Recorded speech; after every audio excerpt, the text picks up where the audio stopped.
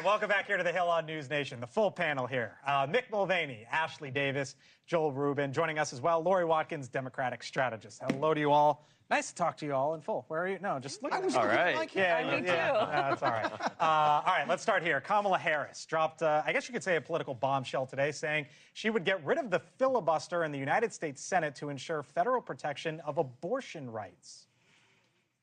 I've been very clear. I think we should eliminate the filibuster for Roe, get us to the point where 51 votes would be what we need to actually put back in law the protections for reproductive freedom. Said just yesterday about why women should vote for him. You will be protected, and I will be your protector. Women will be happy, healthy, confident, and free. You will no longer be thinking about abortion. All right, you want her blowing up the filibuster? Because once you start to do that, Lori and Joel, then what's next? And if she does that, then eventually Republicans do that for something that Democrats don't want. You want her doing this? Yeah, so the last time that this was successfully done was 1964, and this is because of the Civil Rights Bill, right? Which is absolutely important legislation. And I will say that this is just a simple procedure to allow the U.S. Senate, when there are rights taken away from a person, that it instills those rights without being blocked by the U.S. Senate's rules. And this is restoring people's rights, women's rights that were taken away from them. You want to go down this path? Yeah, look, I mean, the filibuster is an antiquated relic of some bygone era. 64% of Americans are represented by 51 U.S. senators in the Democratic Party. They should have their voices heard. The filibuster doesn't exist for Supreme Court justices. We got the Supreme Court justices taking away women's rights. It's a carve-out, not an elimination. It's way past due. What would Republicans do? You know that body. And I don't say this like about Lori because she'll beat me up, but that's so naive to say it's a carve-out and not an elimination, because you know what's going to happen. What has happened every single time the Democrats have gotten rid of it for something, we've gotten rid of it for something else. Fine, get rid of it. I'm not going to defend it. I hate the filibuster. When the Republic fails, it will fail because of the rules in the Senate, which are not part of the Constitution. It's just the Senate wants to do, so they can all go to dinner and fundraisers. You should go back to the speaking filibuster. Mr. Smith goes to Washington. You have to talk. A lot of folks do that a lot. But if you get rid of it the way that it is, you might as well get rid of it for everything. What about Trump's answer? Well, is that play? Is that going to solve all of a sudden the women gap? He's down by 21 in the latest poll. I was looking at Mick like I have no idea what he just said right there. But more importantly, and just obviously it's a great talking point for her. She realizes that she has to get more women votes. Trump has to get more male votes. That's their sliver. The filibuster's never going to be switched off in the Senate because Republicans are going to probably be controlling the Senate and never let it happen. So this is like a dead issue. So what about, though, Trump's answer? But I don't, that he's going to protect everybody? I mean, see, that he's going to protect women. Yeah, that, as a woman, really annoys me because I don't feel like I need anyone to protect me. So I am not... I am healthy, happy, safe, and confident. I don't need Donald Trump to tell me that. And I don't need any Donald Trump. I don't need anybody. Well, here's what I think. I think Donald Trump has actually been okay on the abortion issue, which is what he was trying to get at, was this issue has been decided to go back to the states. Let the states decide it. It shouldn't be a federal mandate, one way or the other, or federal law.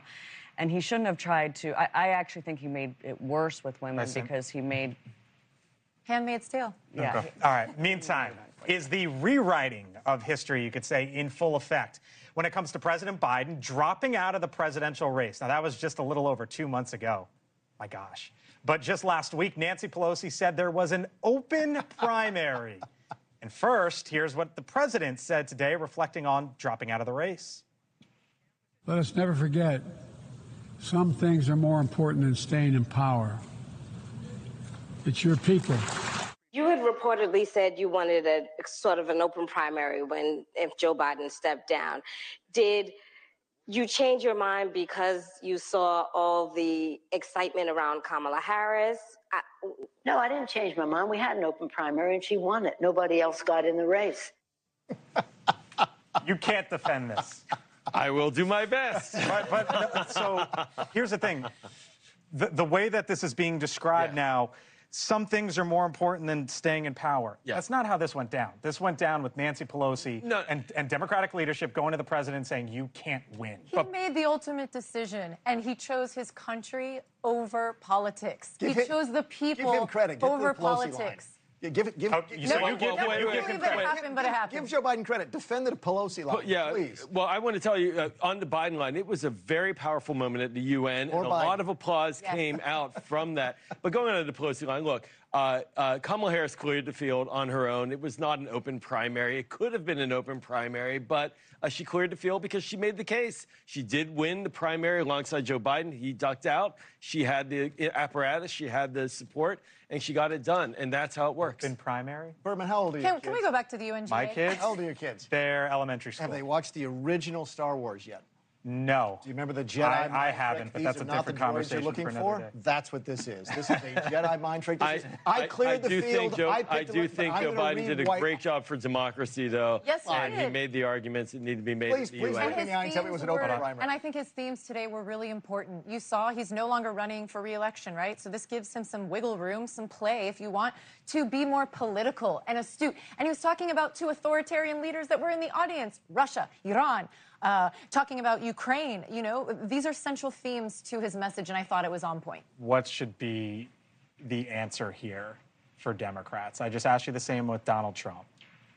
Because this is how they're going to talk about it. Well, no, and it's just really hard to defend, and I know this is kind of our job to defend it, but it's just not realistic. We know that he was pushed out because he wasn't raising any money, and he was down to Trump in every single poll in every single swing state. So he wasn't going to be able to run. So he was pushed out. Well, he defended democracy and by the making Pelosi sure comment, that I he don't moved have to his any side. idea. She should tell the truth, which is it doesn't make any difference as long as Donald Trump loses. That's the Well, that's how. And it was interesting.